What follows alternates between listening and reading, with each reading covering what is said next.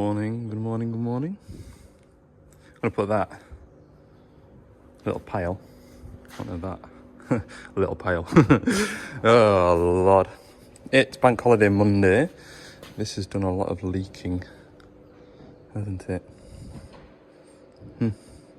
Yes. Oh, let's see how we get on today then. First job, we'll pop the pump in it. God, it has done a lot of leaking. I didn't want to put loads of granules down because I'll be kind of like kneeling, and pretty sure that's not my oil. Hope that's not out of this. No. Maybe got a gearbox on one of them. Who knows? It's cold this week, eh? It is. Got my trousers back on. Gilet attached. Might even put a boiler suit on. Cold. The state this box was in when I picked it up. It's got DHL sellotape on it, repacked. I hope it hasn't fallen off the back of a wagon. So I'm just taking video evidence that that box is severely damaged. Because we'll not know, will we, till we put it all together. I've had a look over it, I can't see any exterior damage. Okay, first job is we need to move the drive across to here. And that is, undo that, split that, slip onto there. Fitting swapped. I'm going to install the pump and everything like that. And if it was just the pump that I'd be installing, I'd probably use this opportunity to take that cap out of there, fill it with oil. Just so it's got a... I know that there's oil in there before we start, but I'm going to do that once I've got the pump back together. Not the pump, valve chest in and piped up, because otherwise I'm just going to have oil running out of these. And we've already got enough oil laying around, so we'll do the pump priming setup once we've got everything fairly built up. I think that's a good idea. Yes, it is a good idea. We're going to do that. So we'll pop the pump on. All I need to do is put that spline in here, 2 bolts, feed pump, feed pipe on, and that'll do for the time being. Pump will be on.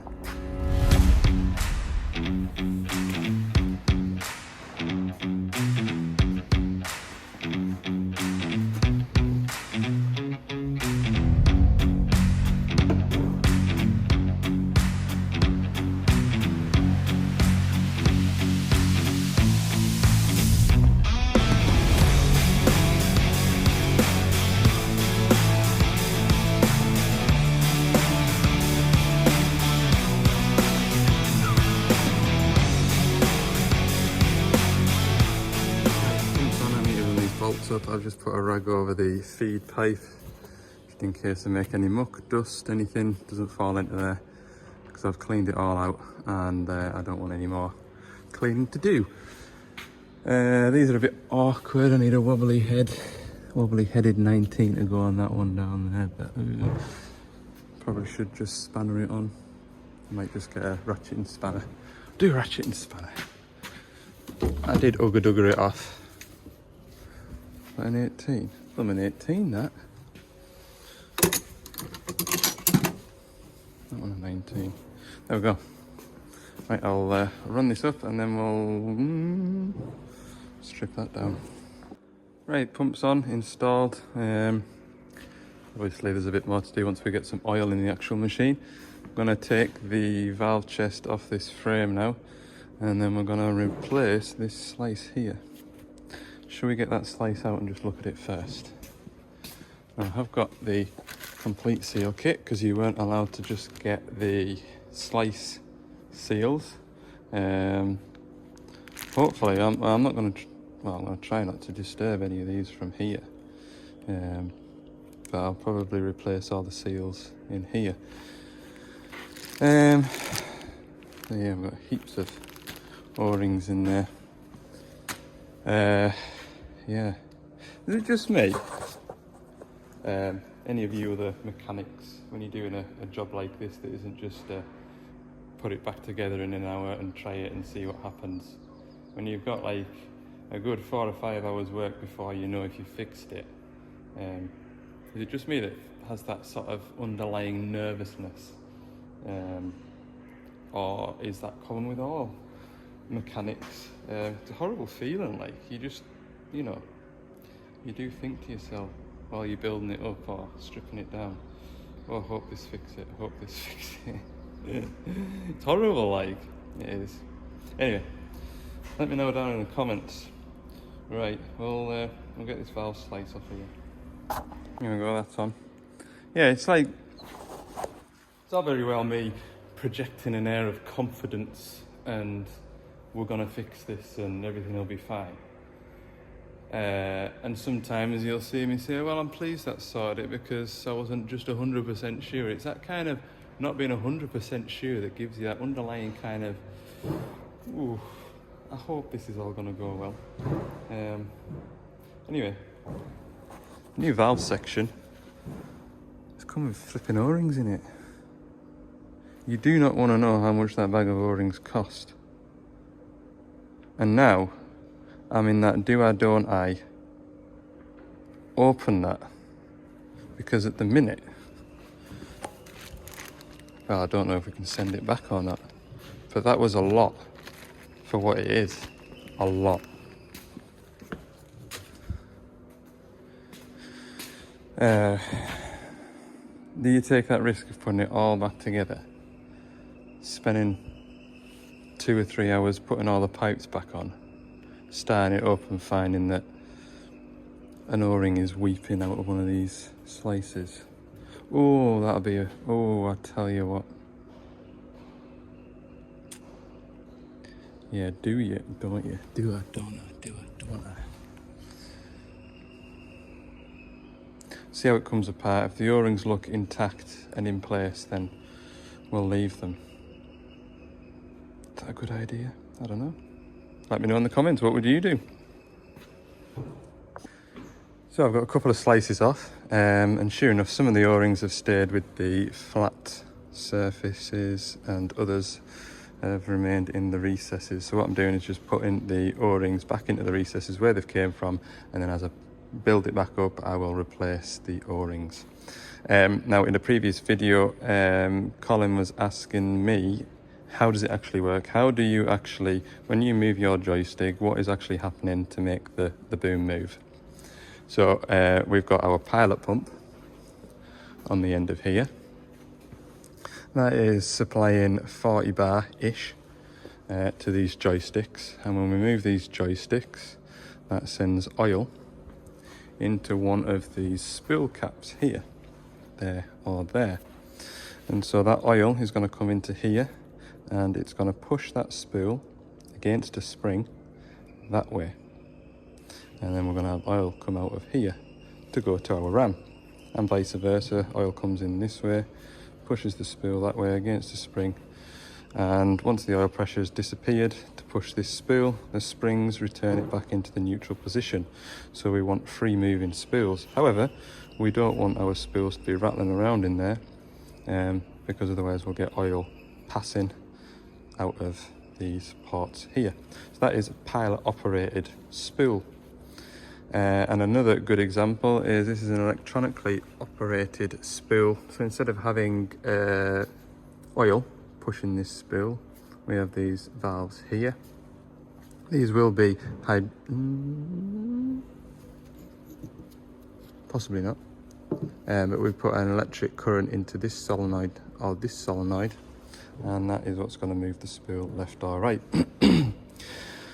Benefits to that is that we can reduce the voltage to it, or the amps to it, and we can sort of really customize how we want that spool to behave, how quick it reacts, etc. Disadvantage to that is you've got a lot more wiring, a lot more electrics, a lot more places for wiring to break or corrosion to occur in a plug, etc. That's probably the negatives. The negatives to the pilot circuit is you've got more pipes. So on a small machine like this, if we wanted to make that work off of a pilot signal, we'd have to translate our thumb wheel voltage to a pilot signal via an EPPR valve, electronically proportional valve, and then we'd have pipes off that to go into here and here to make that work. We do that on the bigger machines, 14 ton and above. You rotate, well, to be fair, even the small 27s now have that kind of range. But anyway, it's yeah, you've got extra pipes going to your valve chest, and you've got an extra valve to mount, etc. So that's how Bobcat have done it on this particular valve chest. So we will remove this one, and then we're down at the problem one. Okay, so got the problem spool out. So we're going to start resealing from here. I've got my little makeshift table. So what I'm going to do is install each O-ring, and then I'm going to get some grease and just sort of paste it in so that the grease holds the O-rings in position, and then we'll slide the new bit on. Repeat, repeat, repeat, repeat. So it's going to work, hopefully. I hope it does. There's no reason why any of these O-rings sealing down here have moved out of place. It wasn't leaking before, so it's not leaking now. All we've done is take the tension out, but it's not enough to allow the O-rings to jump out of these grooves here. You know, if you look at the depth of that groove there, there is no lift in any of these slices at all. So the O-rings aren't hard and brittle either. They're still quite, well, they are still malleable. So I'm not concerned about them being cracked or anything like that.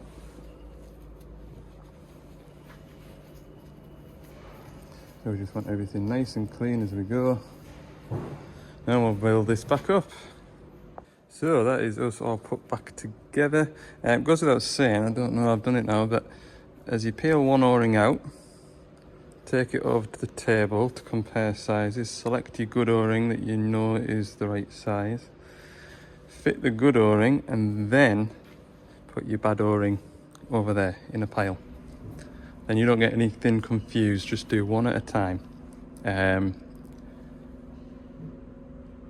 Don't take your bad O-ring out, take it over there, choose your size, put it in the bad pile, and then fit your new one. Because I've done it once and I learned from that mistake. It's one of these ones here. There's two O-rings in this kit that are very, very similar size. It's only when you go and fit them that they're not just quite right.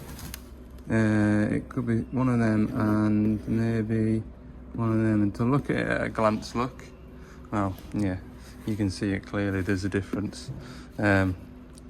But yeah, I did select a couple of these ones instead of a couple of these ones. It's only when you go and fit it, it doesn't fit quite right, and then you've chucked your O-ring that you want to size up in that pile over there.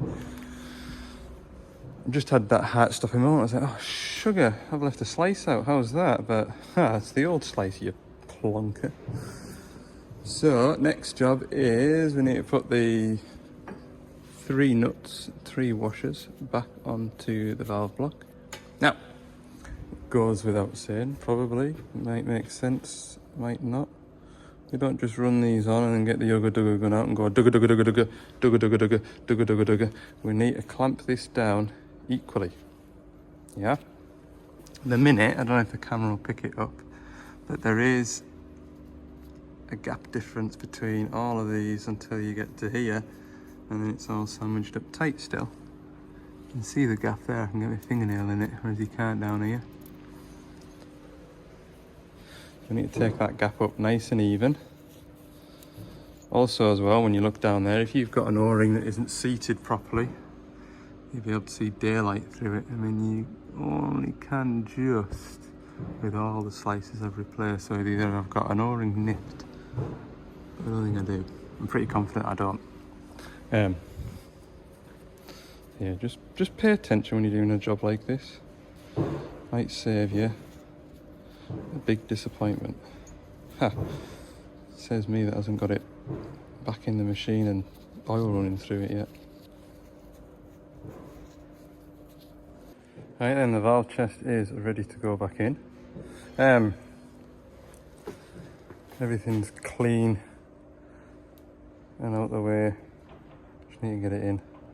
It's going to be tricky, this. I'm putting on a time lapse putting it back together, but at the moment my battery is about 34%. And it takes a lot of battery, over 2.5 hours, just whizzing all these pipes back together. So I'll maybe just check in with you now and again and leave my phone in the van and get a bit of charge into it. Right. What I'll do when I get the valve chest in, I'll work from this side to that side because I took it off from that side to that side. That would make good sense. Yeah. Okay. Bye then now. Well, that's gone together really well. Really, really well. We're pretty much done in regards to piping back up. I've got a handful of pipes here, a handful of pipes on this side to click in and do up. But I've had my 20-minute warning. We're closing. Now I've got keys for the yard, which is fine for the most part.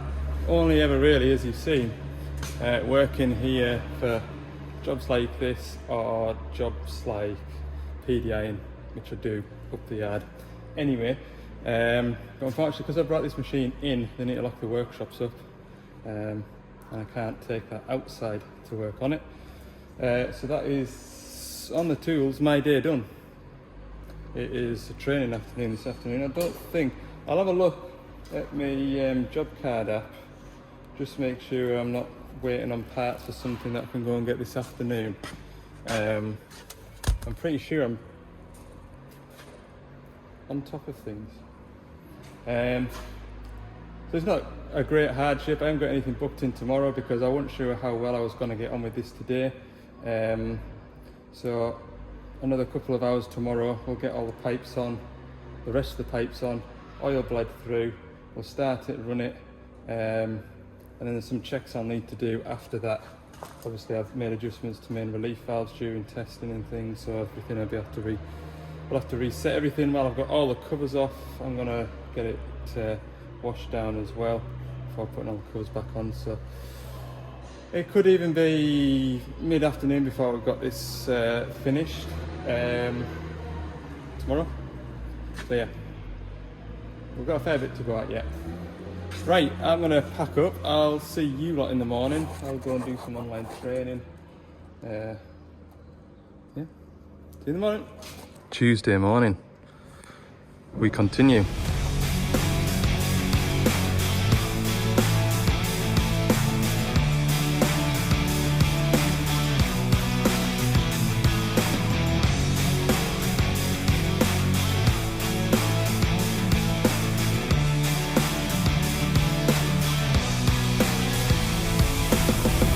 Oh yeah, I'm going by the book. All we should need to do is take that cap off there, pour the oil into the tank. The oil should run out of there. Just tell you to crank the machine over for 15 seconds, stop, leave it 30 seconds, crank it another 15 seconds and leave it. And we want to get, basically we're purging the system, we're getting all the air out of the system between the tank and the pump. So that's what we'll do.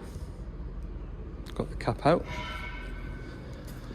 I thought that bung was for to bleed it because it's the highest point. If you've ever fit in a hydraulic pump, the highest point on the pump is usually where you'll bleed the air out of, and it's very, very important, especially when you've got these axial piston pumps. They need bleeding because the tolerances are so fine for the pistons that if they're not lubricated almost instantly, they'll pick up and yeah, you'll knacker a brand new pump. So, clean funnel into there, chuck the rest of this drum in here. Is that going to be 15 litres? Yeah, I'm going to put the 15 litres in, crank it, and then see where the level lies. Yes, I didn't think it'd come through that quickly. I put 15 litres in it, and then I came round and I was like, oh, sugar. Mess, what a mess. Good lord. Right, any oil at this side of the machine when we start it, it's just oil that came out the pump. It was fair pouring out of there, like. It was. Good night. Right, I've disconnected the stop-start solenoid here. So it should just turn over and not fire. In the book it tells you to use your remote start tool, which is basically a crocodile clip on the battery terminal and a crocodile clip on the start relay. And you press a button and it turns over, but I'm pretty sure that does the same job, like. And I don't have a start tool. I could make one, couldn't I? Well, that's another 20 minutes, right?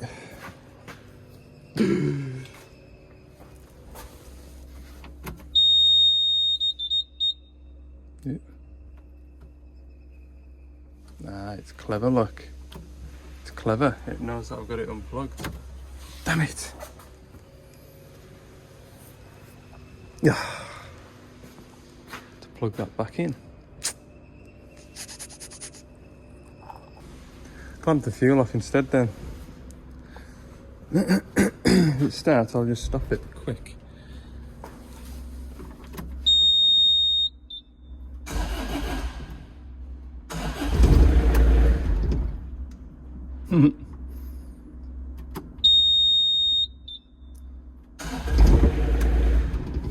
Oh, that isn't working, is it?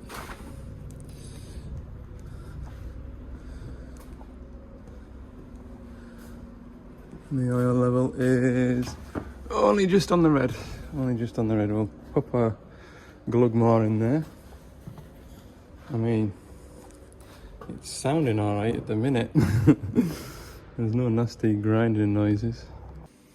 Alright, I'm giving it a minute or two. I'll give it another kill hour. It's gonna start again, like, but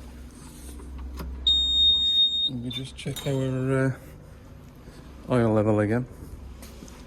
Oh, hundreds. Hundreds. Okay. Oh, the nervous. The nerves, honestly.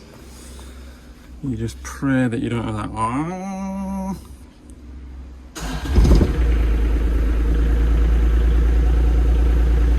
That sounds alright, like.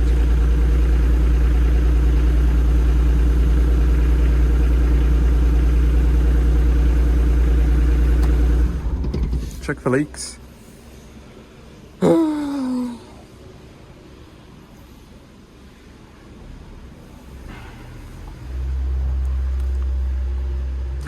Sorry, drip. Where did that drip come from?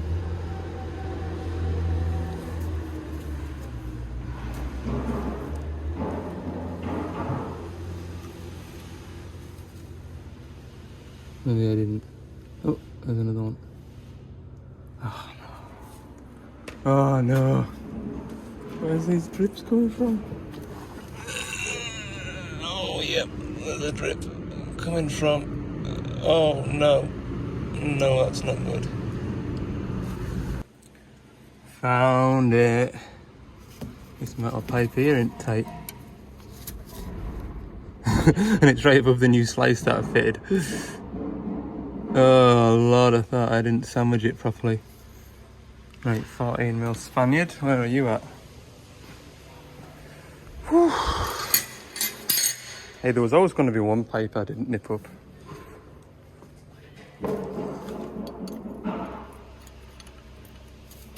Oh, look at that. Just run on finger tight. I know why that is, because when I was putting the pipes back on, I was going from right to left and I didn't have anywhere to attach this pipe. So I just ran it on finger tight to remind me that I needed to put a pipe across to here. rather than looking for a pilot pipe that attached. Fingers crossed. And I nip that up. That'll be that. Dry it off with a rag.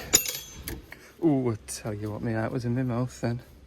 Thinking to myself, right, is there an easy way to try and nip this valve slice up a bit more? No, there isn't. I don't think.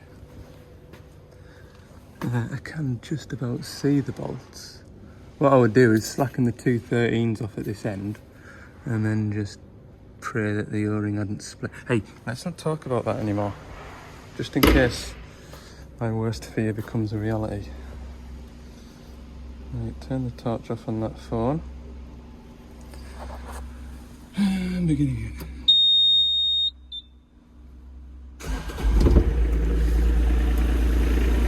Definitely tighten this side up, didn't I? Yeah.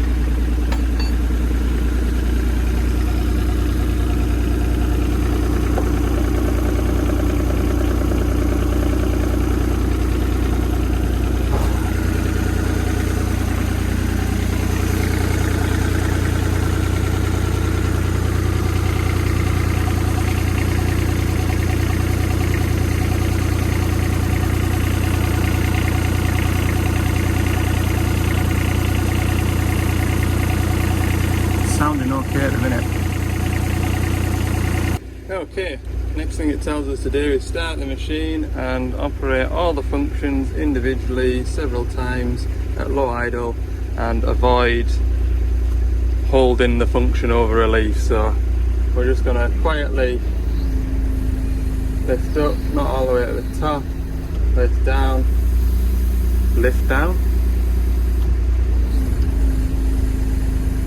I'm pleased to hear, I'm gonna say it, can't hear a cavitating noise.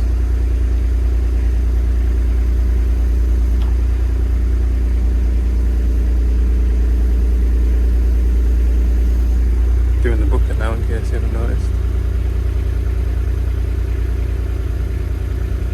I'm feeling good about this. Yeah, I've squirted all the brake cleaner all over the valve chest, so fingers crossed. I'm going to put you down. I'll just scoop fresh air a bit. Okay, I was just working the blade and I heard a little pop. That was horrible. One of them stupid little pilot pipes on the bottom popped out of its little hole, so it obviously wasn't clipped in properly. I'm hoping. Let's try again.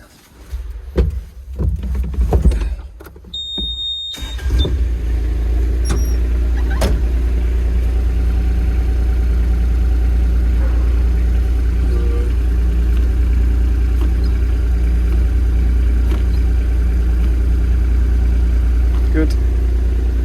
Do a dare move the trap. Oh. Okay. There's another pipe not on tight because I heard something. These stupid. Oh god. What now? They are stupid, like. What a mess in there, like.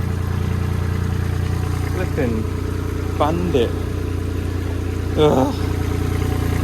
Right, another stupid coupler to click back in. That was a waste of half a can of brake cleaner earlier. Flipping soaking down there now. Right, we'll try again, see what other flipping clips I haven't clipped in properly. They're awkward, like down at the bottom, they are awkward to do, that's my defence.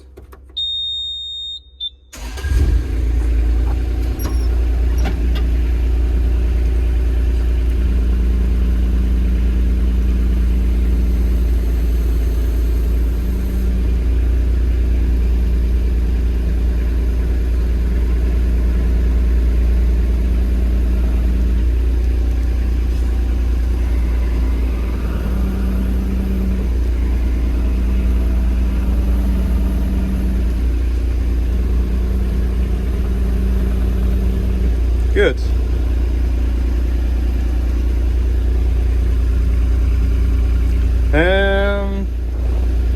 Right, we'll have a cup of coffee.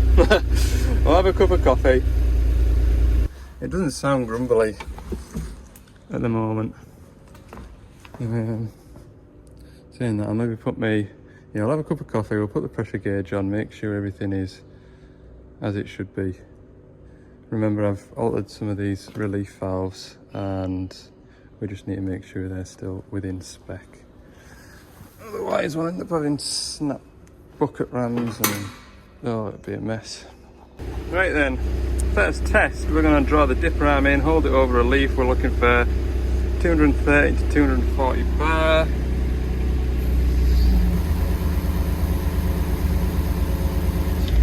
Lovely, that's good. And it doesn't sound like the pumps are eating themselves up. Also good. Right, we'll be doing the arm up next. Boom up. We'll get that in position. I'm going to swap these test points over. Okay. Boom up. A couple of revs.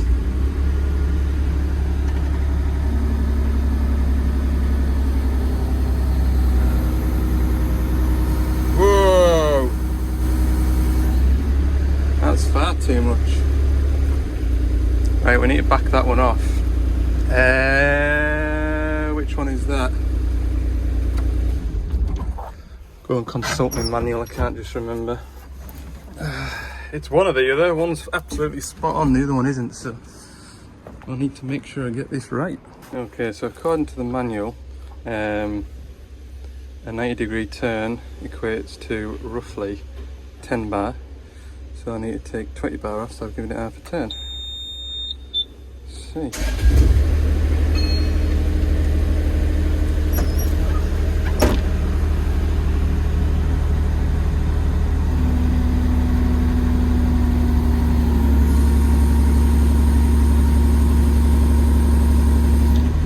A little touch more. Not quite a quarter turn.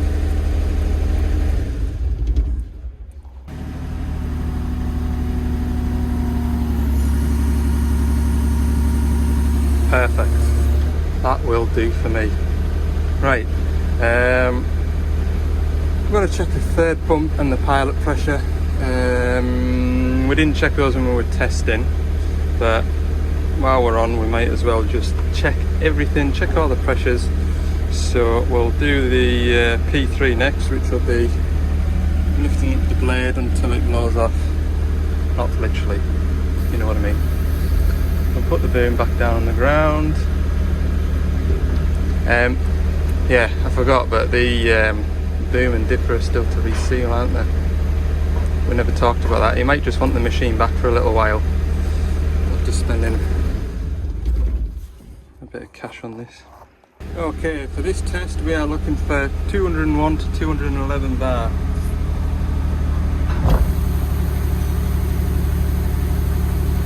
That is a little low. Just check on the boom offset.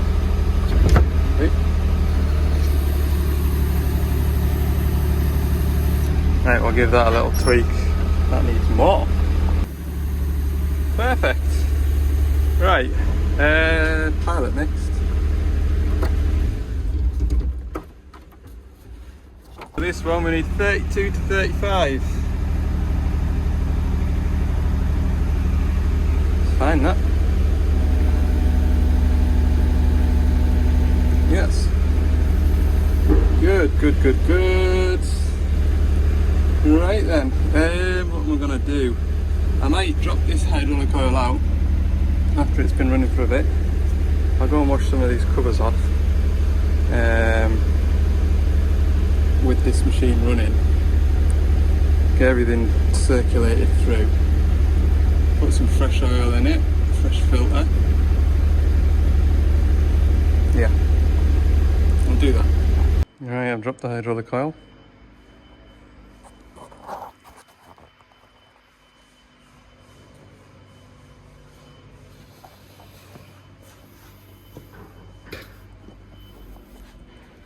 Ooh, I'm mad.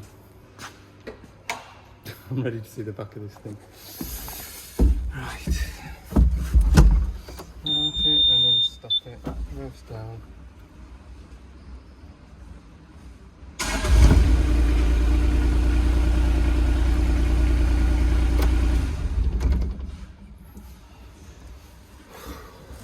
check the level. It's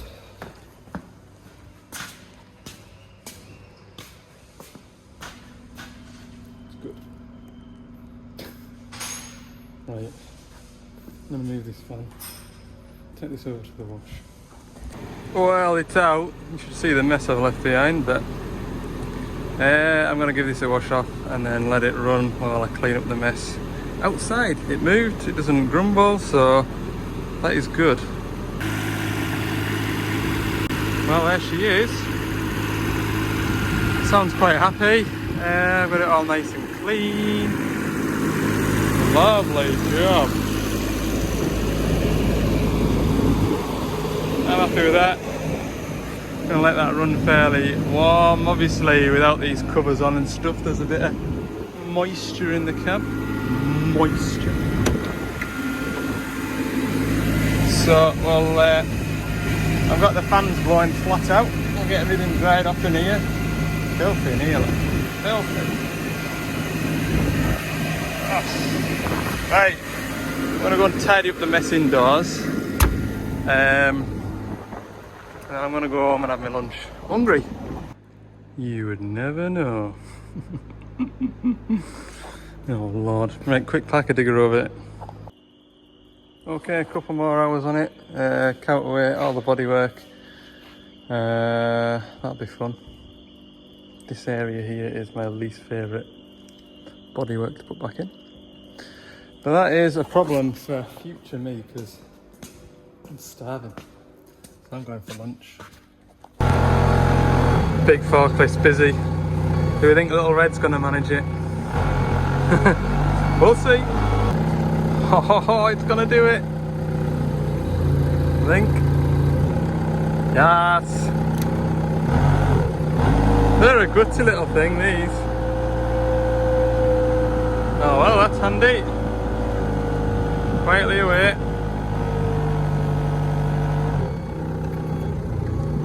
Oh, the steering's nice and light.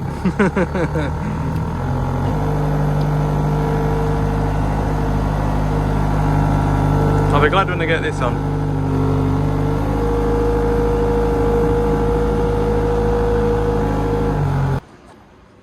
We got that on that quickly that I didn't even get a time lapse set off. I kind of like offered it up and I was going to put you on a time lapse or something, and then fella in the workshop here just wandered over. Do you want to help me with that? I was like, yeah. So we're done. I just need to run these bolts in. Yeah. That is tremendous. Perfect. Absolutely perfect. Another half hour, we'll have this done.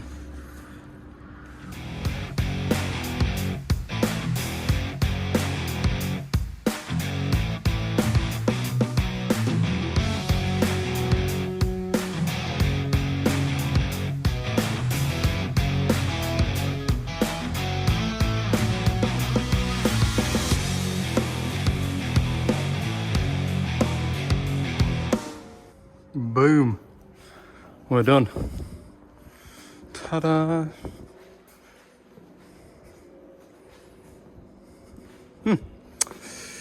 Right then, I'm going to track it over to that heap of tarmac planings and see if it'll drive up there. I'm pretty confident it will, because while I was on the way into the workshop, put the blade down and it just wanted to spin the tracks, which is good. Okay, we ready? I'm going to do it with my feet, or I'm going to do it with my hands.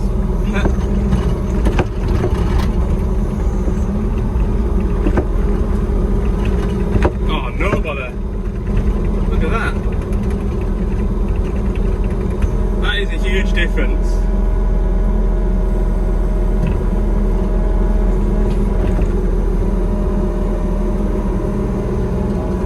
Absolutely epic.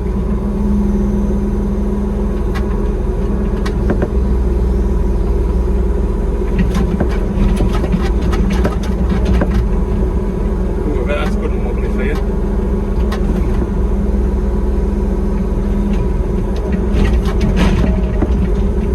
Lovely little day, right? Let's see if we can go back down. Hey!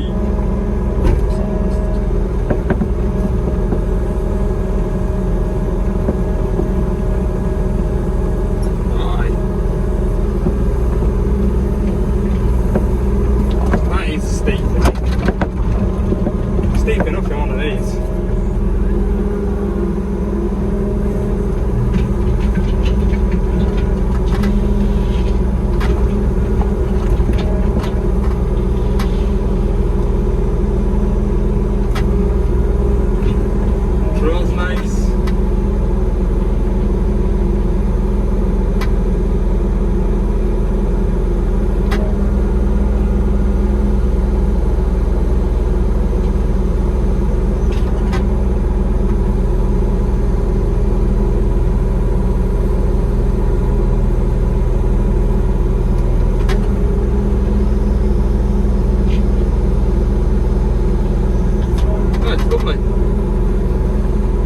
Right, the fella's coming for this in about half an hour, so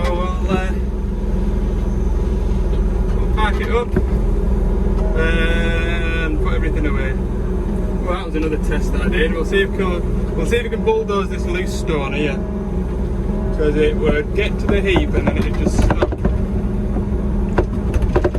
I'll take you down up there. It's too wobbly. You'll be getting motion sickness. I'll open this door. Right.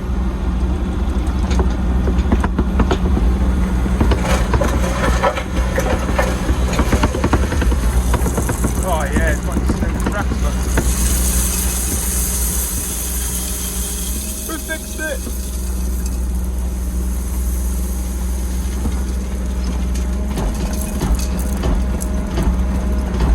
Ah, done it, people. Never doubted myself. Maybe just a little bit. Ooh, I better just tidy that up. I made some moundy hills with my spinning tracks. Well, I'm pleased with that. Happy days. I think if I was picking a machine, I'd pick that one. What do we think? It's a bit handier in there, isn't it? It's still the same pump though. No, it's not, it's similar. Right, anyway.